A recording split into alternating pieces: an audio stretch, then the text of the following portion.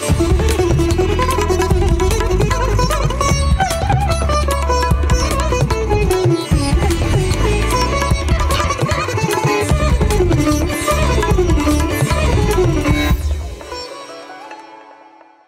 श्री साई राम। साई प्रेम वाणी के हमारे आज के प्रसारण में आप सबका स्वागत है। आज हम आप सबके लिए लेकर आए हैं आप सबके मनपसंद कार्यक्रमों की अनूठी श्रृंखला।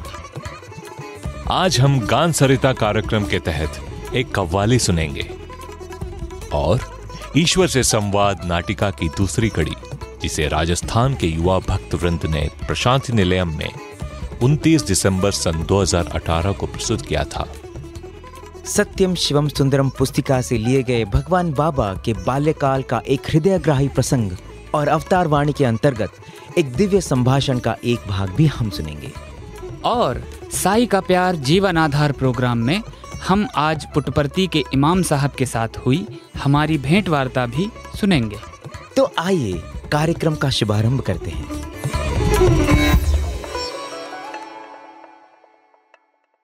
अब प्रस्तुत है अवतार वाणी। आज इसके अंतर्गत हम 22 अगस्त सन 2002 को भगवान द्वारा श्री कृष्ण जन्माष्टमी के अवसर पर दिए गए दिव्य संभाषण का एक भाग प्रस्तुत करेंगे। इसमें बाबा हमें भगवान श्री कृष्ण जी के जीवन से जुड़ी एक अलौकिक घटना का वर्णन करते हुए ईश्वर की शक्ति और सामर्थ्य से हमें परिचित कराते हुए सिखाते हैं कि हमें उन पर सदैव दृढ़ विश्वास रखना चाहिए और कभी संदेह नहीं करना चाहिए। प्रेम स्वरूपुलारा, चक्कर कंटे तीपी दधि सारमु कंटेनु रुच्यमौनु పెంపెక్కిన తేనె కన్నా అతి రుచ్యము నోటను పల్క పల్కగా అమృతమే అనిపించును కాన నిత్యమీ చక్కని దాని మీరు స్మరింపుము కృష్ణనామము స్మరింపుము కృష్ణనామము స్మరింపుము కృష్ణనామము। शक्कर से मीठा, दही से स्वादिष्ट और शहद से भी मधुर है श्री कृष्ण का नाम। इस नाम का निरंतर चिंतन करने से दिव्यता का अनुभव होता है। प्रेम स्वरूपुलारा, प्रेम स्वरूपों, ప్రాచీన కాలం నుండి కృష్ణతత్వం అనేటువంటిది ఆబాల వృద్ధుల వరకు కూడాను అతి మధురమైనటువంటి పేరు। प्राचीन काल से ही इस कृष्ण तत्व ने युवा और वृद्ध को एक समान आकर्षित किया है। కృష్ణుడు పుట్టినప్పటి నుంచి ఆటపాటల చేతను, ఆనందము చేతను, ఆహ్లాదము చేతను అందరినీ तन्मयत्व गाविस्तु వచ్చింది। जन्म से ही कृष्ण ने अपनी दिव्य लीलाओं और मनोहर संगीत से लोगों को भाव विभोर किया है। గోపబాలులతో చేరి బలరామకృష్ణులు ఇరువురు కూడాను యమునా తీరమునందు గోవులను తీసుకొని ఆటలాడుతూ వచ్చారు। कृष्ण और बलराम अन्य गोप बालों सहित अपनी गायों को चराने यमुना किनारे ले जाया करते थे। గోపబాలురు కృష్ణుని యొక్క ఆటపాటల్లో ఆనందములో మునిగి గోవుల యొక్క తత్వమునే మర్చిపోయారు। एक दिन गोप बाल कृष्ण की लीला में इतने मग्न थे कि उन्हें अपनी गायों की कोई सुध न रही। కొంతసేపటికి చలితి భుజించి కొంత విశ్రాంతి తీసుకుంటూ వచ్చారు। वो भोजन उपरांत कुछ समय के लिए आराम कर रहे थे। ఈ లోపల తీవ్రమైనటువంటి వేడి నలుదిశలో కూడా వ్యాపిస్తూ వచ్చింది। इसी बीच तेज गर्म हवा चारों दिशाओं से बहने लगी। ఎక్కడ చూచినా కూడా మంటలు। जंगल में लगी आग ने उन्हें चारों ओर से घेर लिया था। చూచుటకే సాధ్యము కానటువంటి యొక్క జ్వాలలు। आग इतनी प्रचंड थी कि वे अपनी आंखें खुली रखने में भी असमर्थ थे। గొప్ప బాలుడు చూచారు. गोप बालों ने स्थिति को देखा। కృష్ణ, ఈ మంటలను నీవు తప్ప అన్యులు చల్లార్చలేరు. तब गोप बालों ने कृष्णा से प्रार्थना की कि इस आग को आपके सिवा और कोई बुझा नहीं सकता। ఈ తీవ్రమైన వేడి వల్ల పశువులు కూడాను భరించుకొనలేక నలుదిశలు కూడాను పరిగెత్తు వచ్చాయి. गर्मी से व्याकुल पशु इधर उधर भागने लगे। ఎవరూ తన యొక్క గోవులను పట్టడానికి వీలు కాలేకపోయింది. कोई भी उन्हें नियंत्रण में नहीं कर पा रहा था। ఈ వేడి క్షణ క్షణములకు కూడాను అధికమవుతూ వచ్చింది. भीषण आग पल पल बढ़ती जा रही थी। ఇంకా గోపాలకు వేరొక మార్గం కనిపించలేదు. गोप बालों को कोई भी रास्ता नहीं सूझ रहा था। అందరూ పరిగెత్తి వచ్చి కృష్ణ కృష్ణ కృష్ణ, నీవే వీటిని కాపాడాలి, రక్షించాలి, మమ్మల్ని క్షమించుము అని కోరారు. तब गोप बालों ने कृष्ण से प्रार्थना की कि अब आप ही हमारा एकमात्र सहारा है और सिर्फ आप ही हमारी रक्षा कर सकते हैं। కృష్ణుడు పక్కును నవ్వి, గోపబాలులారా, ఇంతకాలం నాతో తిరిగి ఆడి పాడి ఆనందాన్ని అనుభవిస్తూ కూడాను ఇంత మాత్రం మీకు ఒక విధమైనటువంటి అనుభవం లేకపోయిందా? उनकी यह दशा देख कृष्ण मुस्कुराए और कहा, तुम लोग मेरे साथ हंसते खेलते और गाते हो, फिर भी तुम्हें मेरी दिव्यता का जरा सा भी आभास नहीं है।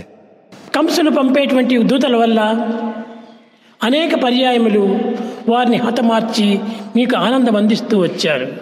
पहले भी मैंने कंस के दूतों का वध कर तुम्हारी रक्षा की है। ఇప్పుడు ఈ గోవుల యొక్క అవస్థను చూచి భరించలేకపోతున్నారు. गायों को इस अवस्था में बिल्कुल नहीं देख पा रहा हूँ। ఎక్కడ వెళ్ళినవో ఈ గోవులు, ఏ విధంగా ఉన్నవో ఏమి గోవులు గుర్తించుకోలేకపోతున్నారు. तुम गायों की वर्तमान स्थिति से पूर्णतया अनभिज्ञ हो। అందరినీ దగ్గర పిలిచి कृष्ण ने सभी को अपने पास बुलाया గోపబాలులారా, విచారించకండి, और कहा, चिंता मत करो। కోరిన ఫలమిచ్చి కల్పవృక్షం ఉండా పెరటి పుష్పమునకై ప్రీతి ఏలా? जब तुम्हारे पास इच्छा पूर्ण करने वाला कल्प वृक्ष है, तब तुम तुच्छ चीजों की कामना क्यों करते हो? అడిగిన పారిచ్చు కామధేనువే ఉండా ధనమిచ్చి ఆవును కొనగనేలా? जब तुम्हारे पास स्वयं काम धेनु है, तो अन्य गायों को खरीदने से क्या लाभ? మిండెడి కాంతితో మేలు పర్వతముండా వెండి బంగారుకై వెతుకునేలా?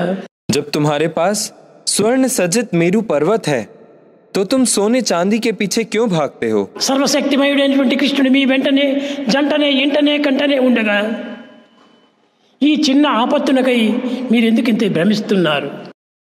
उसी भांति जब सर्वशक्तिमान कृष्ण तुम्हारे अंदर, तुम्हारे साथ, तुम्हारे चारों तरफ है, तब तुम क्यों इन छोटी छोटी कठिनाइयों से घबरा जाते हो?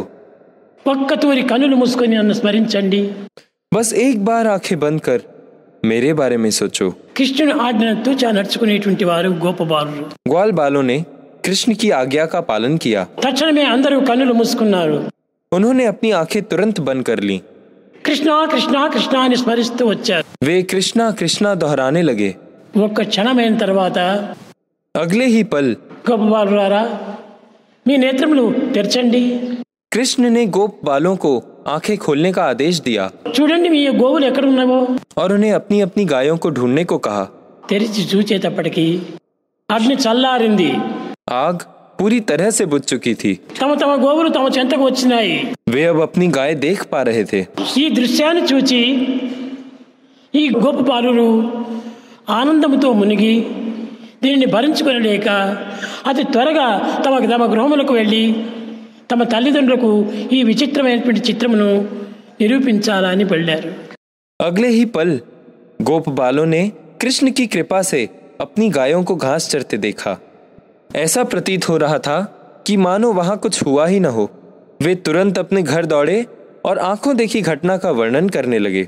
కనుకనే దైవత్వాన్ని మీరు చులకనగా మీరు భావించకండి. इसीलिए ईश्वर की दिव्यता को कभी कम मत समझो। ఏమైనా చేయగలడు, ईश्वर सर्वशक्तिमान है। ఎక్కడైనా వెళ్ళగలడు, ईश्वर कहीं भी पहुंच सकते हैं। ఏమైనా మార్చగలడు. ईश्वर कुछ भी बदल सकते हैं। కాబట్టి దీనికి ఏమాత్రము సందేహమే పడనక్కర్లేదు. इसमें कोई भी संदेह नहीं होना चाहिए. ఈ డౌట్స్ మనల్ని ముంచి వేస్తున్నది. संदेह ही बर्बादी का कारण है. కనుకనే దేనికి మీరు డౌట్స్ పడకుండా, इसीलिए कभी भी संदेह मत करो. అన్ని గాఢమైన విశ్వాసంతో दृढ़ विश्वास विकसित करो. దాన్ని విశ్వసించి దానిని మీరు ఫాలో చేస్తూ రండి. पूर्ण विश्वास से ईश्वर का अनुसरण करो. దైవత్వాన్ని అనుసరించడం వల్ల మనకు ఎప్పుడు కూడా నిజమైనటువంటి ధర్మమే ఏర్పడుతుంది, కానీ మరొకటి మనకు వరకు ईश्वर का अनुसरण करने से हम सदा लाभान्वित होंगे. లోక సమస్త సుఖినో భవంతు, లోక సమస్త సుఖినో భవంతు.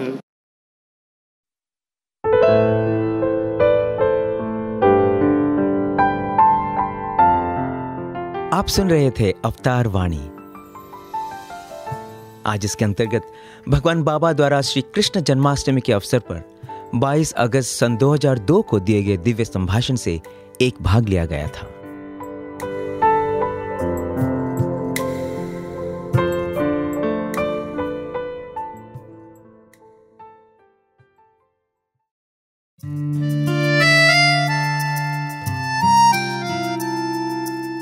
अब प्रस्तुत है हमारा कार्यक्रम साई का प्यार जीवन आधार.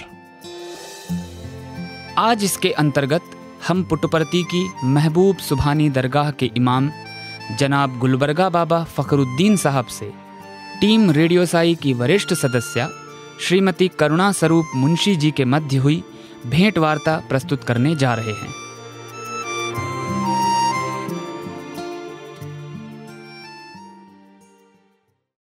रेडियो साई की इस विशेष पेशकश में आप सबका बहुत बहुत स्वागत है. आज हमारे साथ एक बहुत ही खास मेहमान हैं.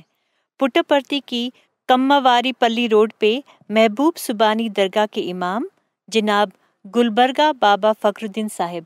आपका रेडियो साई में बहुत बहुत स्वागत है. अच्छी बात. हम बहुत ही खुश हैं और बहुत ही शुक्रगुजार है कि आपने हमें अपना समय दिया और आज अपनी कुछ खास बहुत ही प्यारी यादें जो बाबा के साथ है हमारे साथ शेयर करने का मौका दिया. आपका जन्म 1945 में हुआ. जब आप पैदा हुए भगवान बाबा तकरीबन 19 साल के थे और आपके माता पिता और उनके माता पिता सब पुट्टपर्ती से ही हैं, यही जन्मे हैं. हमें कुछ बताइए अपने बचपन के बारे में, जब बाबा और आपके बीच में काफी ताल्लुकात थे. अच्छा, वो तो हम बाबा तो हमारे से थोड़े बड़े थे. हम तो बाबा छोटे मंदिर में तो उन्होंने भजना कराते थे. हम भी उधर जाते थे, प्रसाद के लिए भी जाते थे बाबा के साथ भी. एक टाइम चित्रावती में बाबा सबके 25-20 आदमी के बीच में बैठ को वो शिवरात्रि के संदर्भ में टाइम में वो चित्रावत में ऐसा था. बालू तो ऐसा एक जगह पर पहुंचा को भजना करते करते हो को फिर उसको हटा दी तो रेत को हटा दी तो वो ईश्वर के पवा आ गए. अच्छा. हम खुद देखे, नजदीक रख देखे, फिर उसको बाज रख दिए. फिर बाबा उधर तो बालू तमाम भी एक जगह ये कर को फिर थोड़ा वक्त फिर भजना करे के बाद उसको बालू हटा दिए तो शंख आ गया. शंख आ गया. वो शंख आने से उसमें उल्टा करे तो शंख में क्या नहीं. फिर बालू में उधर थोड़ा रख दिए को फिर थोड़ा वक्त तो भजना कर दिए. फिर एक गिलास में को डाल दिए. एक गिलास का उसमें का अमृत आ गया. आए के बाद उधर थोड़ा आदमी को बांट दिए बाबा.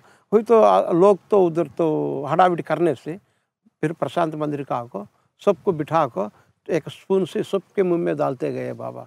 हम भी अच्छे हमारे मुंह में भी थोड़ा डाल दिए बाबा. और उसका असर तो मैं देख ही रही हूँ, तब से आप इतना मधुर गा रहे हैं. मधुर है. अच्छे ये हम खुद दिए. हम दूसरे बोलने की बात नहीं है, खुद हमारे नज़र से देख दिए. हम खुद वो वक्त में अच्छे उधर. उन दिनों बाबा कैसे दिखते थे? बहुत ही छोटे लड़के होंगे. हो अच्छे जमाने में थे. बहुत सुंदर से वे थे, बहुत चालाक से थे बाबा. बहुत प्यार से भी बातचीत करते थे. वैसे बाबा करने से बहुत लोग को भी बहुत सुंदर से दिखते थे. इस गांव में यहाँ के लोगों के दिल में आपके लिए बहुत ही ज्यादा इज्जत है और आप बहुत लोगों का मार्गदर्शन करते हैं, उनको एडवाइस देते हैं, उनको गाइड करते हैं. तो आप एक इमाम कैसे बने और बाबा का इस बात में क्या हाथ रहा? तो मेरे को तो पढ़ना इल्म तो नहीं, अरब भी तो मालूम नहीं, उर्दू मालूम नहीं. मगर ये ज्ञान आता दिल से कहाँ से है? दिल से ज्ञान आने के लिए हम 7 बरस में तो बीमारियाँ था जी. मेरे को वही उड़ती थे, वैसे कीले दर्द था. ऐसा पेट का दर्द, ऐसा मैं जीने का भरोसा नहीं था। वैसे वक्त में एक टाइम में मेरे तन के ऊपर नागिन हो गए अंधारे में, मैं बेहोश हो गया। उस टाइम पर एक सूफी महबूब सुबहानी मेरे को दिसका है। हाँ। दिसकाए के बाद थोड़े दिन को मेरे को ये बीमारी हट गए। हाँ। मेरे ज्ञानोदय आ गई। अच्छा। जब बाबा का बुलावे आ गए। हाँ। हम रमजान के महीने में वो इधर तो मस्जिद नहीं थे जी। मेरे को जब जब दुख थे, जब झोपड़ी डाल दी है, थोड़े भाइयों को मैं साथदार ले लिया, 4-5 भाइयों को साथदार ले को झोपड़ी डाल को हम अजान चालू कर दिए। अच्छा। जब अजान बोलने का आवाज़ कौन नहीं सुने, पूरा बच्चे लोग तमाम भी उसको तमाम भी दिल्लागी करते थे, क्या ये तारीफ़ करे को। ऐसा मैं थोड़े दिन करने से मेरे के एक रात में रमजान के महीने में एक वही आ गई, ये आलिशान मस्जिद बनती है। जब को कौन मस्जिद बनाने के लिए बात भी नहीं बोले, सब अनपढ़ गरीब लोग हैं इधर। जब क्या एक रमजान के महीने में थोड़े लोग को बच्चों को साथ लेको रमजान में गाँव पूरा गश्ती करते थे, अस्सलात पुकारते थे। वो अस्सलात की आवाज़ ये तरीके में मैं अस्सलात पुकारा, अस्सलातु खैरुन मिनन नौम,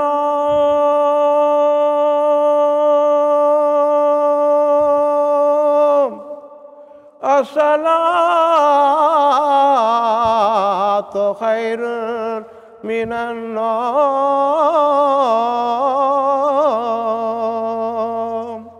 ये आवाज़ बाबा सुन दिए, उधर आए तो भक्त लोग सुन दिए, क्या इधर इस्लाम है क्या, ऐसा तारीफ कर दिए। जब बाबा ये आवाज़ सुने के बाद हमको मस्जिद कागो बोले। क्या बोले बाबा? बाबा इधर रमजान के महीने में सहरी उठाती है ना, उनको मंदिर के पास आ जाओ बोले। अच्छा। जब कुटुम्बराव मेरे पास आकर मेरे साथ लग गए। अच्छा, कुटुम्बराव जी आश्रम के इंचार्ज थे। इंचार्ज थे। कुटुम्बराव आको ऐसा बाबा फखरुद्दीन कौन है, तुम्हें है, अच्छी बात आओ कब बोल को मेरे को मंदिर में ले गए। जब बाबा बोल दिए तुमको मस्जिद नहीं ना, हाँ। हम सुंदर विलास मस्जिद बना दिए। मैं बोल दिया बाबा हमारे पास तो हम बहुत पैसे की कमजोरी लोग हैं, हम बिल्कुल भी हमको वो पैसे संभाल लेने की ताकत हमारे पास नहीं। तुम बनाना चाहे तो इंजीनियर, तुम्हारे इंजीनियर को देखो, हम लोग वो मस्जिद बना दो बोले। अच्छा बाबा खुश पड़ दिए।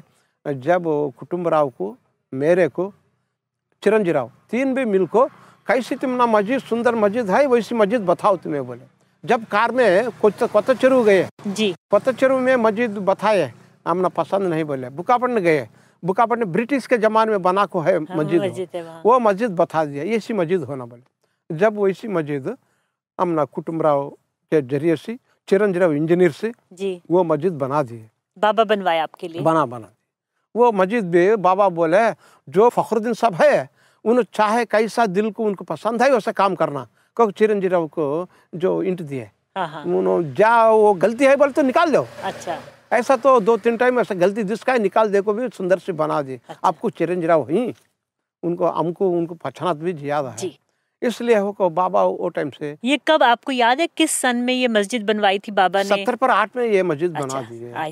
यहाँ के दूसरा जगह में बना दे तुम बोले नहीं बाबा 20 गाँव में ऐसा तो अंजुमन का पैसे से जगह है, वो जगह पर तुम्हें मस्जिद बना दे। अच्छा बना दे। मस्जिद के लिए मस्जिद हुई। बाबा भी मस्जिद के लिए आने के लिए पहले मैं दावत बोल दिए, बाबा ऐसा तो रमजान का महीना है, ये मस्जिद वोफन करने का है पूरा का। तो बाबा बोल दिए तुम्हारे इमाम को बुला भेजो, उनके जरिए से मस्जिद वोफन हुई के बाद फिर मैं आएंगा बोले। अच्छा। जब मैं करनूल से जाको, करनूल में नूरुल्लाह खादरी को जी बुला लेगा आको, वो रमजान के महीने में मस्जिद वोफन कराए के बाद फिर बाबा को मैं दावत बोल दिया, कभी आना बोले। मैं बोल दिया बाबा तुम्हारे दिल के साथ बोले, नहीं जो तुम्हें बोले वो वक्त में मैं आएंगा बोले। मैं बोल दिया रमजान के ईद के दिन पहले, नमाज के पहले तुम्हें आ जाओ। हम तुम्हारे आए, तुम्हें मस्जिद का आए के बाद, तुम्हारे दर्शन हुई के बाद हम नमाज पढ़ेंगे, ऐसा बोल दिए। उस दिन बाबा आ गए, देश विदेश है बाहर लोग तमाम भी आ गए, बहुत तारीफ हो गई। बाबा के साथ भी हम भी थोड़े गाने भी गाए। बाबा के गले में एक फूल का हार हम डाल दिए। जब बाबा, मैं, उस्मानिया कॉलेज प्रोफेसर बशरुद्दीन, चल्ला सुब्रायड मिनिस्टर सब खड़ को वाज करे, पहले हम वाज करे। अच्छा। हम वाज करे इस टाइम में चल्ला सुब्रायड बोल दिए, क्या बाबा ये इस्लाम भाई है, छोटा उम्र वाला है, इतनी आध्यात्मिक बाहर में बहुत अंदरूनी की बात बोल दी है कि बोले तो बाबा खुश हो मेरे खानदे के ऊपर हाथ डाल को ऐसा सबको मेरा शिष्य है वो बोले। ओह, आपके बारे में? हाँ, मेरे बारे में ऐसा बोलने से है उस्मानिया का बशुद्दीन तारीफ हो गए तेलुगु में हम बोलने से। कई को ना मुस्लिम भाई है ना, तेलुगु में वत्ता तो मेरे को अल्लाह ताला दे दिया बात थी जो वत्ता सुंदर से बोल सकेंगे। आप मुझे बता रहे थे कि आपकी कोई तालीम नहीं है उर्दू में, मगर ये आपकी अम्मी का वरदान है आपको, जो कि आपको लगता मेरी माँ का, मेरी माँ की। फिर बाद क्या हुआ, मखान बाबा, मखान तो पहले जमाने में बना थे, मुहर्रम का पंचांग का मखान, वो तो सिदल हो गया। बोले से देखिए बाबा आहो ना सब गिर गया, उसको हम बना देगा, बना दिए। बाबा ने आपका मकान बनवा दिया? मकान भी बना दिए। कौन सा वाला? उधर मस्जिद के पास। मस्जिद के पास जो है वो हुई के बाद बाबा व्हाइटफील्ड में थे जी। वो मुहर्रम के महीने में मैं भी पोस्टल मोहम्मद अब दूसरे 3 आदमी साथ है, बाबा के छोटेपन के दोस्त थे, उन 3 आदमी हमें व्हाइटफील्ड गए। व्हाइटफील्ड गए बाद बाप मैं उधर बोल सुना दिए, पुट्टापर्ती से मस्जिद कन्वीनर बाबा फखरुद्दीन को ही ऐसा बाबा को सुना बहुत अच्छा, एक जगह बैठाओ हम आएंगे बोले। बाबा खुद आने से कभी भाई मैं बाबा से ऐसा हाथे हाथ हंगोटा मिलता थे ऐ तरीके से बाबा कभी आए बोले, हमें रात में आए बाबा क्या हो मकान तो हो गई हमारे पुट्टापर्ती में, देश विदेश को सबको भी तारीफ होने की एक निशानी होना। क्या निशानी बोले तो एक पंजे के रूप में पंचाक्षरी 5 कलमा అభయ హస్తం మౌలాలి హస్తం పంచభూతములు 5 తత్వములతో కూడుకోగలిగినటువంటి యొక్క एक पंजा रूप में तुम्हें बना के देना करने के बाद बोले बाबा बहुत खुश हो गया। अभी आर्ट देंगे बोले, जब भी आर्ट दे को बना दिए, अभी भी वो पंजा मुहर्रम में मंदिर को आते हैं। अच्छा, वो बाबा ने मटेरियलाइज करके आपको अपने हाथ से निकाल के दिया? हो एक टाइम बाबा को पूछे, स्टूडेंट पूछे हो बाबा क्या वो डैमे हाथ है ना हस्तम बोले तो बाबा बोल दिए तुम फखरुद्दीन मस्जिद के कन्वीनर है, उनसे मुलाकात हो, उन्होंने बोलते वो बात। अच्छा, मेरे पास आ गए वो स्टूडेंट जी। आई के बाद ऐसा बोल दिया वो बाबा तो बना भेज दिला हमको, तुम्हें पंजाब बना इस टाइम में डैम हाथ के निशानी है क्या वो बोले। जब बोले हसन जंग करते थे। अच्छा, जंग करते इस टाइम पर दिन डूबने के वक्त में क्या बोल दिया, अब जब को हसन अभी जिंदे ही मर गए को रकात आ गई, रकात दुनिया में लोक में कब आ गए तो जंग टिक जाती ना। वो वक्त में उन्होंने बोलने को नहीं, एक हाथ से हथियार पकड़ने से देहात में जब बोल दिया मैं हूँ ऐसा हाथ उठा दिया, ये निशानी है बोला। अच्छा। बहुत खुशी हो गए, ये जाको स्टूडेंट जाकर बाबा से सुना दिए, ये मतलब है को बोल दिए। जब तो तारीफ हो जाको, बाबा भी मेरे को एक जोड़ा कपड़े उनके जरिए से मेरे को भेज दिलाए घर को। ऐसा तमाम भी बाबा को मेरे को पहचानते हैं ये है।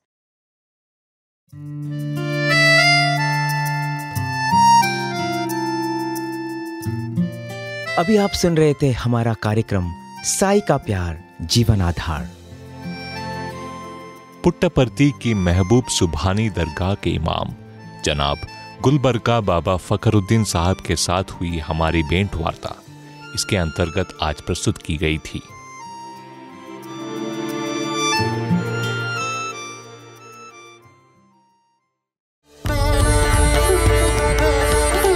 अब प्रस्तुत है प्रेमावतार श्री सत्य साई प्रोग्राम। आज हम भगवान बाबा के बाल्यकाल से जुड़ा वो हृदयग्राही एवं मार्मिक प्रसंग सुनेंगे जिसमें भगवान की दिव्य शक्तियों को किसी अनजान प्रेतादि की बलाय समझकर उन्हें मांत्रिक के द्वारा झाड़ फूंक के उपक्रम से उत्पीड़न की हद तक प्रताड़ित किया गया था। तथापि भगवान अपने भक्तों के लिए अपने अवतार मिशन में संलग्न ही रहे।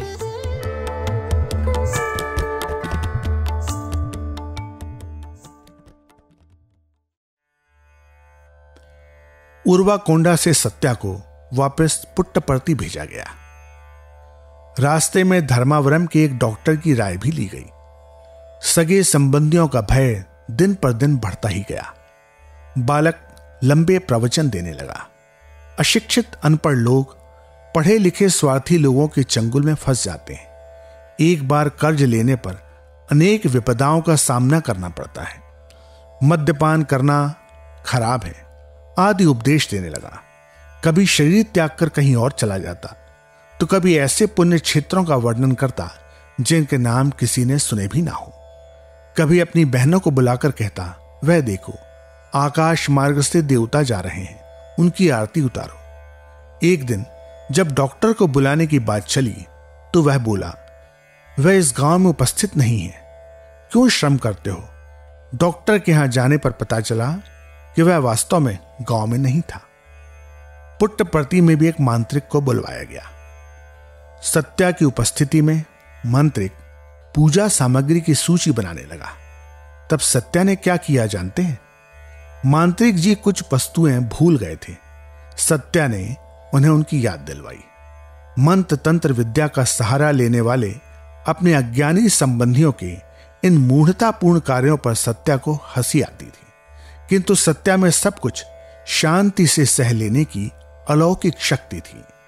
प्रतिहिंसा की भावना का उसमें नितांत अभाव था। किसी व्यक्ति ने एक महाशक्तिशाली शक्ति पूजक का पता बताया। वे महाशय कदरी ग्राम के समीप ब्राह्मणपल्ली नामक गांव में रहते थे। उनकी प्रशंसा करते हुए लोगों ने कहा, वे महाप्रतिभाशाली हैं। उनकी आंख मूंदकर 4 मंत्रों के गुनगुनाते ही भद्रकाली एवं भैरव जैसी महान शक्तियां भी भाग खड़ी होती हैं।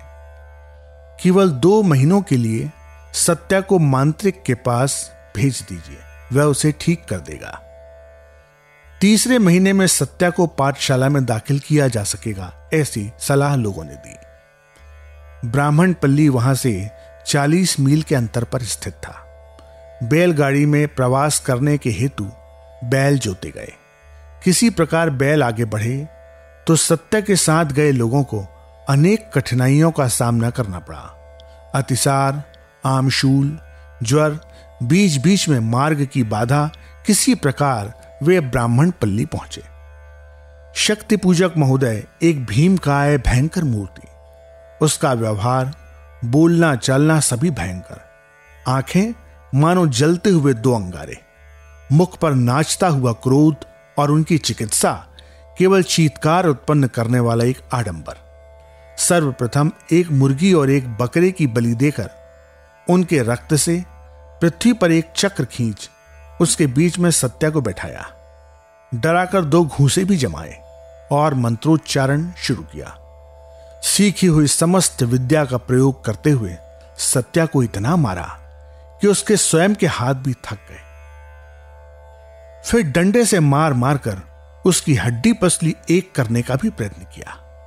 माता पिता तथा भाई बहन आदर विनती करने लगे, बस करो भाई, हमसे देखा नहीं जाता, यह कष्ट हम सहन नहीं कर सकते, हम आपके पैर पड़ते हैं।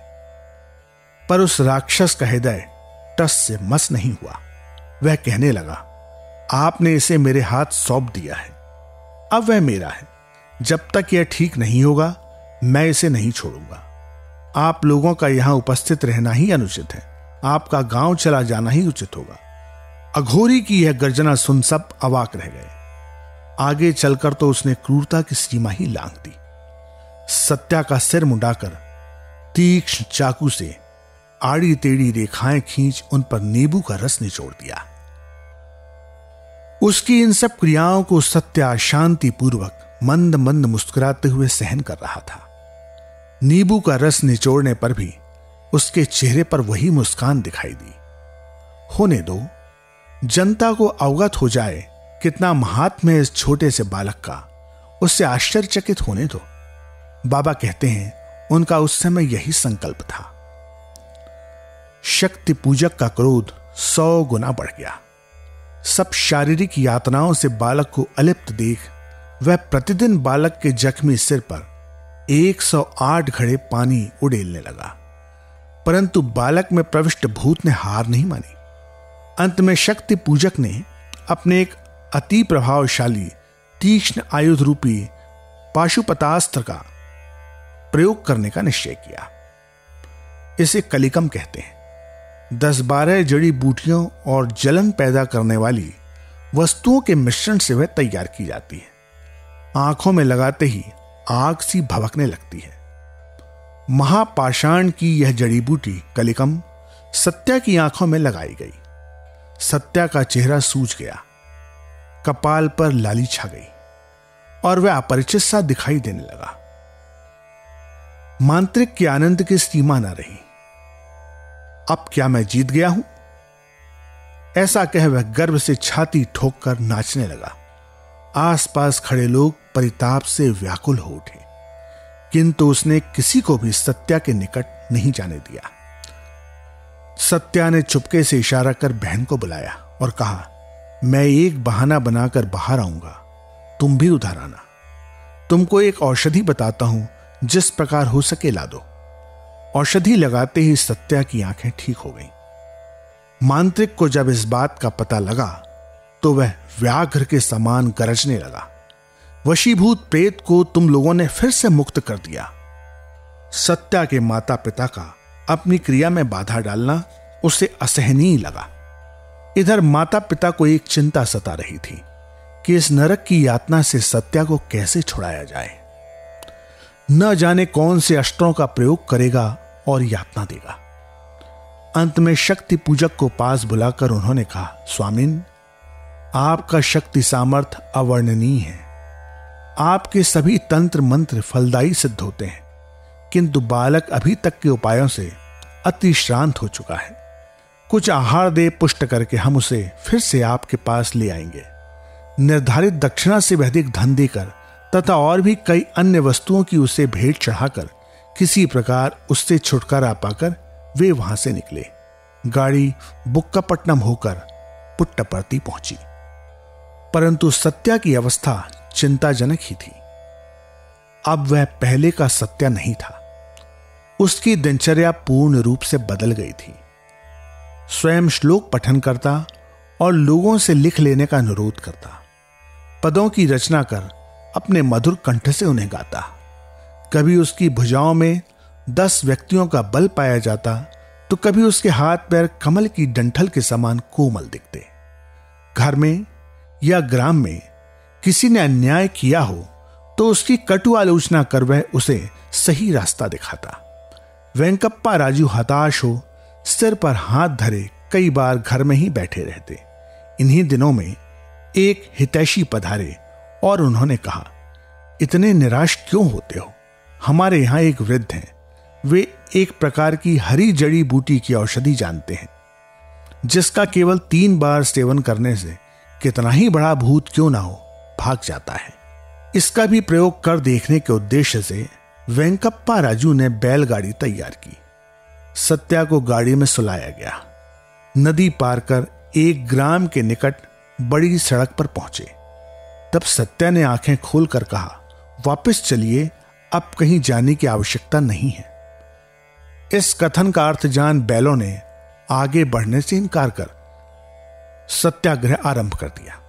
जब सब गाड़ी से उतरकर उनको मारने की चेष्टा करने लगे तब वे शांत चित्त हो बीच रास्ते में ही पृथ्वी पर बैठ गए। 3-4 घंटे का समय व्यतीत होने पर भी 10 लोगों के परिश्रम से भी वे बैल अपने स्थान से 1 अंगुल भी नहीं हटे। इस बालक का हठ ही विजयी हुआ। अब वापस गांव ही चलो। वेंकप्पा राजू हताश हो बोले और गांव वापस लौट आए। आप सुन रहे थे हमारा प्रेमावतार श्री सत्य साई प्रोग्राम। आज इसके अंतर्गत दिव्य जीवनी सत्यम शिवम सुंदरम पुस्तक से बाबा के बाल्यकाल का एक मार्मिक प्रसंग प्रस्तुत किया गया था।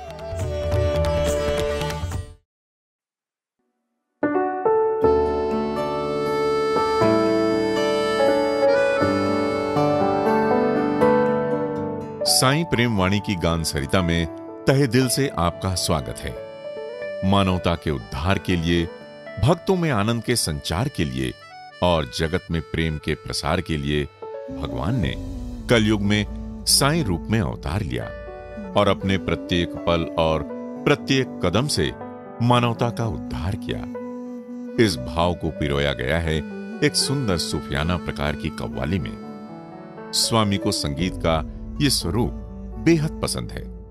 आइए सुनते हैं ये भक्ति भाव से भरपूर कव्वाली सबको देने को लाखों सहारे, शिरडी परती में साईं पधारे।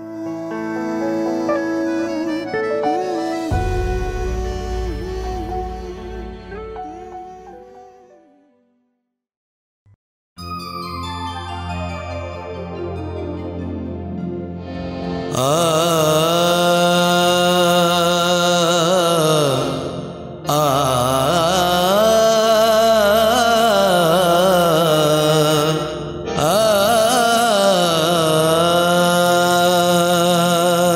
चमकती आंखों में सपने सजा कर आए हैं, गुलशन बसाने को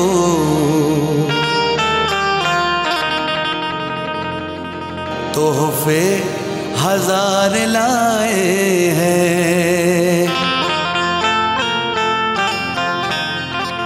शिरडी में बगिया जो लगाई थी मेरे साईं ने, परती की धरती पे उसको महकाने आए हैं।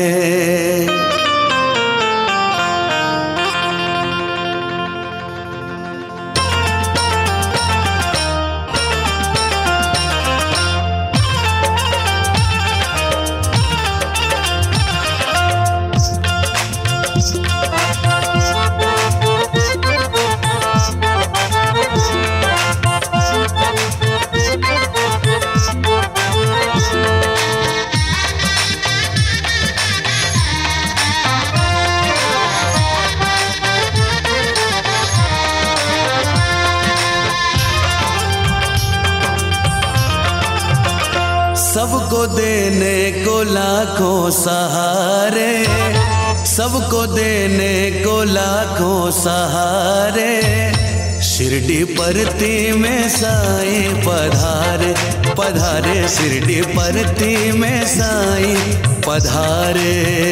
सबको देने को लाखों सहारे, सबको देने को लाखों सहारे, शिरडी परती में साईं पधारे, पधारे शिरडी परती में साईं पधारे।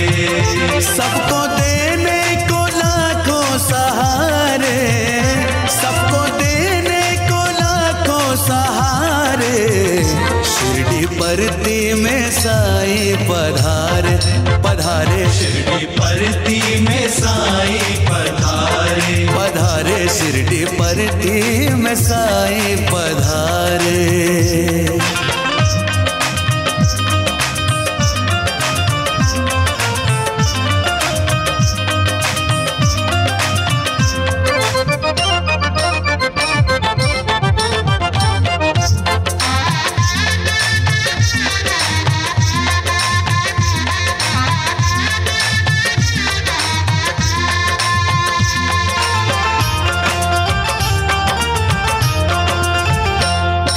से भी किसी ने पुकारा कभी, कहीं से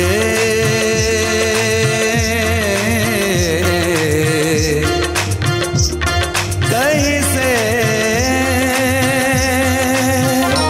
कहीं से भी किसी ने पुकारा कभी, कहीं से भी किसी ने पुकारा कभी, जब भी मुश्किल में मांगा सहारा कभी, जब भी मुश्किल में मांगा सहारा कभी, गलतियां करके लाखों कोई हारा कभी, गलतियां करके लाखों कोई हारा कभी, फिर भी एक बार उसने पुकारा कभी, फिर भी एक बार उसने पुकारा कभी, सुन के सच्ची पुकार कर दी करुणा पार, सुन के सच्ची पुकार,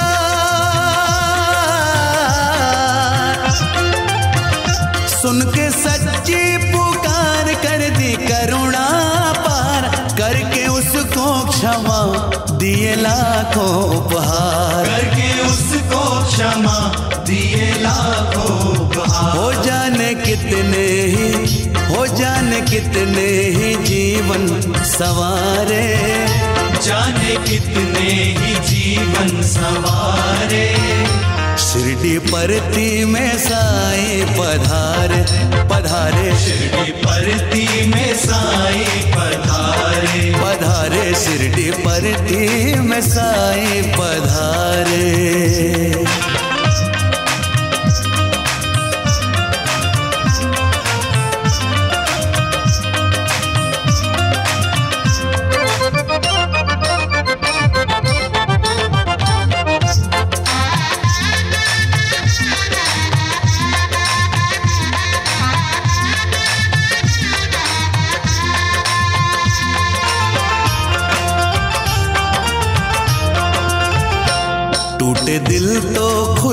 से उन्हें भर दिया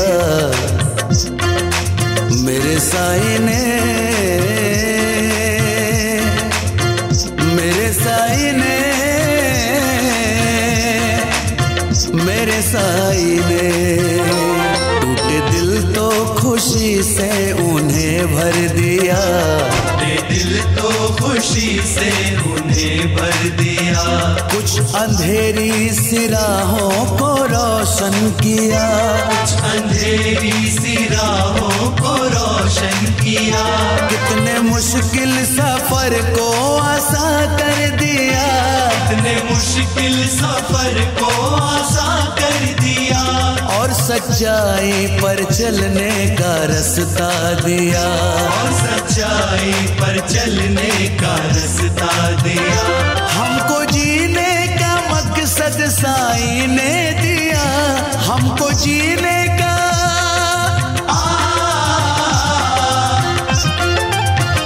हमको जीने का मकसद साईं ने दिया।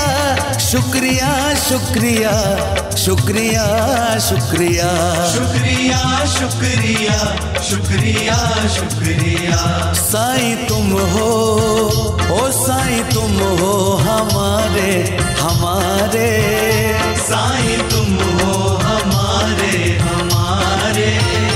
हम तुम्हारे तुम्हारे तुम्हारे तुम्हारे तुम्हारे तुम्हारे तुम्हारे तुम्हारे हम तुम्हारे तुम्हारे तुम्हारे। ओ सबको देने को लाखों सहारे, सबको देने को लाखों सहारे। शिरडी परती में साईं पधारे पधारे, शिरडी परती में साईं पधारे पधारे, शिरडी परती में साईं पधारे।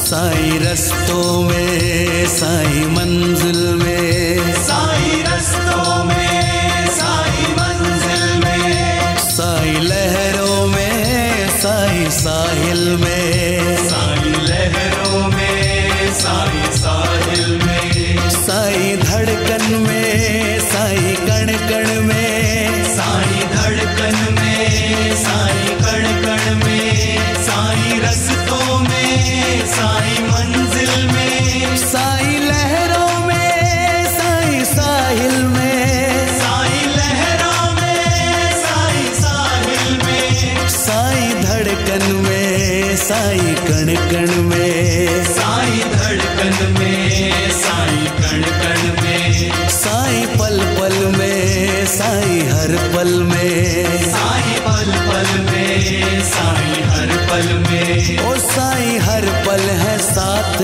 हमारे, साईं हर पल है साथ हमारे। शिरडी परती में साईं पधारे पधारे, शिरडी परती में साईं पधारे। सबको देने को लाखों सहारे, सबको देने को लाखों सहारे। शिरडी परती में साईं पधारे पधारे, शिरडी परती में साईं पधारे पधारे। शिरडी नगरी में साईं पधारे पधारे, शिरडी नगरी में साईं पधारे पधारे। पुट्टा परती में साईं पधारे।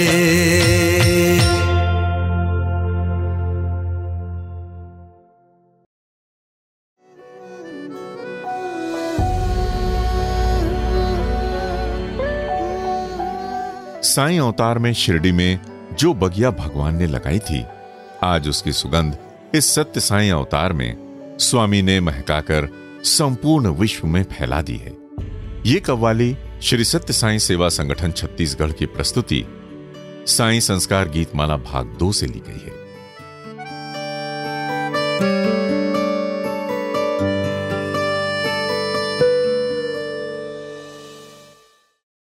अब प्रस्तुत है हमारा कार्यक्रम आदर्श जीवन आनंद उपवन। आज इसके अंतर्गत हम ईश्वर से संवाद शीर्षक की धारा में प्रभु श्री कृष्ण, गुरु नानक देव, एवं शिरडी साई बाबा जी से मनुष्य के मध्य हुए वार्तालापों की एक झलकियां प्रस्तुत करेंगे। इनकी प्रस्तुति नाटक के रूप में राजस्थान के युवा भक्तवृंद एवं बाल विकास के बच्चों द्वारा प्रशांति निलयम में भगवान बाबा की अलौकिक उपस्थिति में 29 दिसंबर सन 2018 को की गई थी। आओ अब द्वापर युग में ईश्वर और मनुष्य के बीच हुए संवाद पर गौर करते हैं। यह संवाद है योगेश्वर कृष्ण, उनके प्रिय सखा अर्जुन एवं दुर्योधन के बीच। ध्यानपूर्वक सुनना। इसके समाप्त होने पर तुम में से प्रत्येक को बताना होगा कि तुमने उस संवाद से क्या जाना। ईश्वर के साथ हुआ हर एक संवाद संपूर्ण मानव जाति के लिए एक गहन संदेश और उदाहरण होता है, जो कि पीढ़ियों तक उनका मार्ग प्रशस्त करता है। कौरवों से जुए में मिली हार के फलस्वरूप पांडवों को 12 वर्ष का वनवास और 1 वर्ष का ज्ञातवास काटना पड़ा।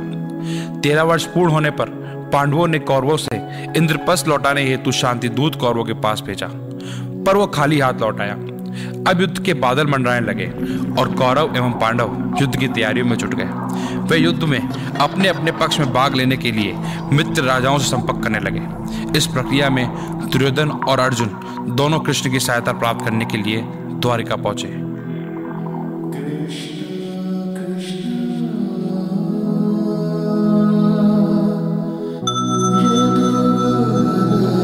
हे अर्जुन, तुम्हें यह देखकर अत्यंत ही प्रसन्नता हुई। कब आए? कृष्ण, मैं भी आया हूं। मैं अर्जुन से पहले आया था। ये सही है, परंतु मैंने सबसे पहले अर्जुन को देखा है, इसीलिए मैंने पहले अर्जुन से बात की। दुर्योधन, तुम्हारा भी स्वागत है। तुमसे मिलकर भी मुझे अत्यंत प्रसन्नता हुई।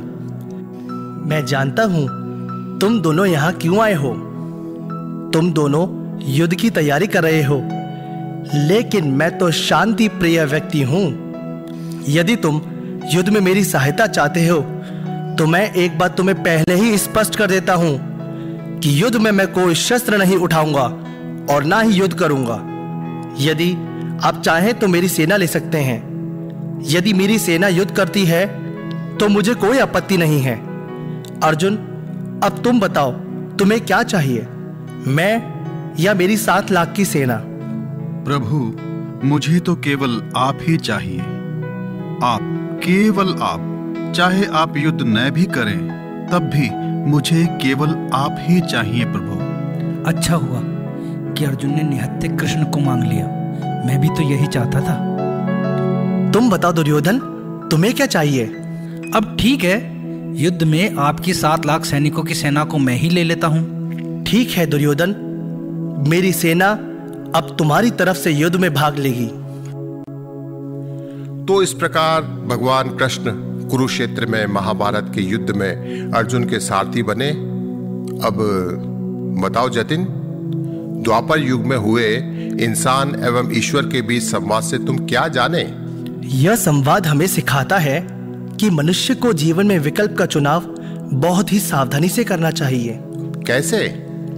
यह संवाद मनुष्य के समक्ष उपस्थित 2 विकल्पों को रखता है। यदि वह चाहे तो भगवान से सांसारिक वस्तुओं को मांग ले या स्वयं भगवान को ही मांग ले। बहुत खूब विनायक, अब तुम बताओ कि मनुष्य इन दोनों विकल्पों में से किसे चुनता है? मेरा ऐसा अनुभव है सर कि मनुष्य भगवान की तुलना में लगभग हमेशा सांसारिक वस्तु को ही अपनी प्राथमिकता देता है। सांसारिक वस्तुओं की कामना मनुष्य को सदा दुखों की ओर धकेलती है, परंतु दुर्योधन के युग से लेकर आज तक मनुष्य ऐसा ही करता आया है और दुख उठाता रहा है। सही मार्ग पर चलना उसने अभी तक भी नहीं सीखा है। बहुत सुंदर विनायक, मुझे बहुत खुशी है कि तुम्हारा दृष्टिकोण बहुत ही सटीक और व्यापक है। अब तुम बताओ सिद्धार्थ कि क्या कुछ और भी बचा है जो इस संवाद से समझ आता हो? महाभारत का युद्ध कोई प्राचीन इतिहास का अध्याय नहीं है। ऐसा युद्ध तो प्रत्येक मानव हृदय के अंदर अच्छी और बुरी शक्तियों में होता रहता है। जो अपने हृदय में योगेश्वर कृष्ण को सारथी के रूप में बिठाने का महत्व जानता है उसकी विजय सुनिश्चित है। इसलिए भगवान को अपना स्वामी स्वीकार कर लो, अपने सभी कार्य को उसे ही समर्पित कर दो, उसी के हो जाओ और स्वयं को उसी के चरणों में अर्पित कर दो। तुम्हारी हमेशा विजय होगी। बहुत खूब सिद्धार्थ। ईश्वर से संवाद की कड़ी में एक बहुत ही रोचक एवं शिक्षाप्रद संवाद है जो कि गुरु नानक और उनके भक्त दुनी चंद के बीच का है। लाहौर में दुनी चंद नाम का एक धनी व्यक्ति गुरु नानक का परम भक्त था। वो लाहौर का एक बड़ा व्यापारी था। उसे अपनी धन संपत्ति पर बड़ा गर्व था। जब भी उसके पास 1 लाख रुपया इकट्ठा हो जाता, वह अपने घर की छत पर एक झंडा लहरा देता। इस प्रकार धीरे धीरे दुनी चंद की छत पर कई झंडे लहरा रहे थे। एक दिन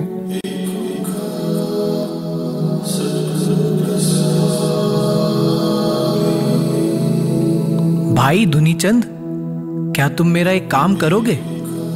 मालिक, आप हुक्म तो करें। कौन सा ऐसा काम है जो मैं आपके लिए नहीं कर सकता?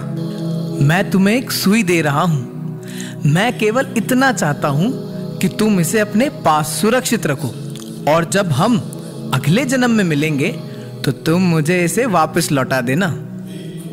वाहे गुरु, ये तो मेरे लिए बड़े सौभाग्य की बात है। मैं ऐसा जरूर करूंगा। देखो भाग्यवान, महागुरु ने यह सुई मुझे सुरक्षित रखने को दी है और अगले जन्म में इसे वापस करने को कहा है। ये तुम्हें क्या हो गया है? तुम उस सुई को अगले जन्म में उन्हें वापस कैसे कर सकते हो? सुई को तुम अगले जन्म में साथ कैसे ले जा सकते हो?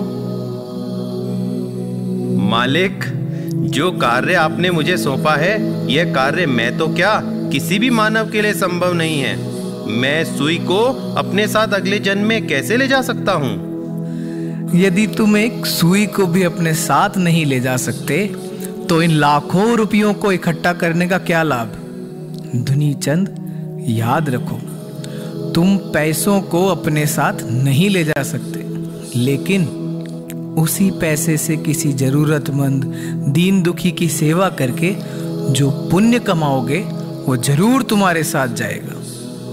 महागुरु, मैं माफी मांगता हूँ। मैं धन के लालच में अंधा हो गया था, लेकिन मैं आपको वचन देता हूँ कि मैंने जितना भी धन कमाया है उसका उपयोग समाज में जरूरतमंद लोगों की सहायता करने में लगाऊंगा। देखा आप लोगों ने, ईश्वर का प्रत्येक व्यक्ति से संवाद बड़ा ही अलग एवं व्यक्ति की मानसिकता के अनुसार होता है। जहां पर हजारों उपदेश काम नहीं आते, वहां पर एक सुई ने अपना काम कर दिया। मुझे तो लगता है कि जब भी मनुष्य को ईश्वर से संवाद का अवसर मिलता है, वो मनुष्य को मिले एक वरदान से कम नहीं है। उस संवाद का सीधा फायदा उस मनुष्य को भी होता है और उस संवाद को पढ़कर सुनकर आने वाली पीढ़ियां भी उससे लाभान्वित होती हैं। बहुत खूब विनायक। वास्तव में ऐसा लगता है कि आज के सत्संग के मर्म को तुमने पूरा ही निचोड़ कर पी लिया है। चलो अब ऐसा ही एक वाकया तुम्हें बताता हूँ। एक बार एक धनी व्यक्ति शिरडी साईं बाबा के पास द्वारिका माई पहुंचा। इत्तेफाक से उसकी जेब में 40 रुपए थे।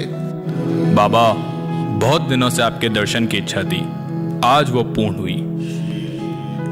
कहो, कैसे आना हुआ? भगवान की दया से मेरे पास सब कुछ है, धन, संपत्ति, परिवार, संतान का सुख, लेकिन फिर भी ये मन बड़ा बेचैन रहता है। मैं आपसे परम ज्ञान प्राप्त करना चाहता हूँ। ओहो, तुम परम ज्ञान को पाना चाहते हो? बताओ, क्या कर सकते हो इस ज्ञान को पाने के लिए? कुछ भी बाबा, आप बताएं क्या करना होगा मुझे, मैं सब कुछ करूंगा। चलो ठीक है। अप्पा जी, जाओ तो उस पंसारी से 40 रुपए ले आओ। कहना बाबा का हाथ तंग है। बाबा, उस पंसारी ने तो मना कर दिया, कहता है तुम्हारे इस फकीर के लिए मैं कुछ भी नहीं दूंगा। चल, कोई बात नहीं, जा मधुसूदन सुनार के पास जा और कहना बाबा को आज 40 रुपए की जरूरत है। चल जा। ठीक है बाबा, जाता हूं। बाबा, बाबा, मैंने सुना है कि आप बहुत चमत्कारी हैं। मेरी समस्या का समाधान कीजिए ना। बेटा बताओ, तुम्हारी क्या परेशानी है? बाबा, मैं तांगा चला चलाकर अपने परिवार का पेट पालता हूँ। कल रात से ही मेरी घोड़ी न जाने कहाँ चली गई है। आप बताइए ना कि वो कहाँ मिलेगी। अल्लाह मालिक, तेरे गांव के बाहर तालाब किनारे रामू के खेत के पास बरगद के पेड़ के नीचे तेरी घोड़ी घास चर रही है। जा, तुझे वहीं मिलेगी तेरी घोड़ी। ठीक है बाबा, अभी जाता हूँ। बाबा मधुसूदन ने ही मना कर दिया। कहता है तेरे फक्कर बाबा के पास कुछ है रखने को गिरवी, अगर है तो ले आ और ले जा 40 रुपए। मैं तो आ गया बाबा। चल बैठ जा, तू तुझसे नहीं होगा आज। नारायण बा, तुम जाओ उस माधव हलवाई के पास और 40 रुपए ले आओ। कहना बाबा को बहुत जरूरत है भी। माधव हलवाई ने तो कहा आज सुबह से बोहनी भी नहीं हुई है, और वैसे भी तुम्हारे बाबा को देने के लिए मेरे पास फिजूल पैसे नहीं है। बाबा, कब से खड़ा हूं मैं, पर आपने मेरी समस्या का समाधान तो किया ही नहीं। यही तो तुम्हारी समस्या है। तुम्हारे कुर्ते की दाईं जेब में 40 रुपए पड़े हैं, फिर भी तुमसे नहीं निकले, जबकि तुम इतनी देर से देख रहे हो कि मुझे 40 रुपए की आवश्यकता है। ध्यान रखो, त्याग के बिना तुम कभी भी परम ज्ञान को प्राप्त नहीं कर सकते। आत्म त्याग के बिना तुम कभी भी आत्म साक्षात्कार को प्राप्त नहीं कर सकते। धन, संपत्ति, परिवार, ये सब परम ज्ञान को प्राप्त करने में बाधक नहीं है। इसके साथ भी तुम परम ज्ञान को पा सकते हो, पर इसके लिए तुम्हें अपने मोह को त्यागना होगा। बाबा, मुझे माफ कर दीजिए। आपके आशीर्वाद से मुझे आज त्याग का महत्व समझ आ गया। आज मैं धन्य हो गया बाबा, आज मैं धन्य हो गया। देखा तुमने कितना अद्भुत और रोमांचित करने वाला है ये ईश्वर से संवाद।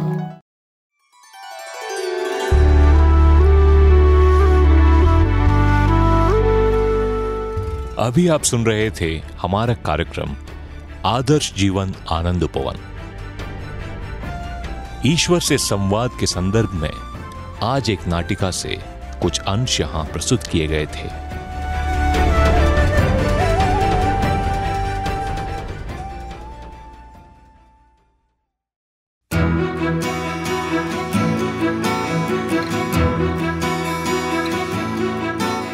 इसी के साथ हमारी आज की साई प्रेम वाणी कार्यक्रम की प्रस्तुति का अब समापन होता है।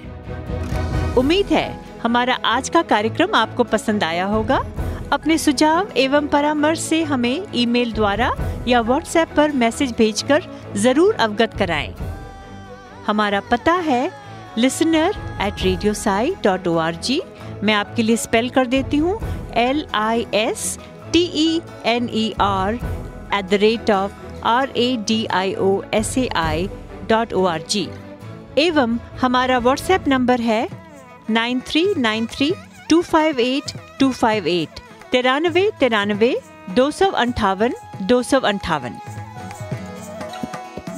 हिंदी भाषा में हमारी ये सभी प्रस्तुतियाँ YouTube पर भी उपलब्ध हैं।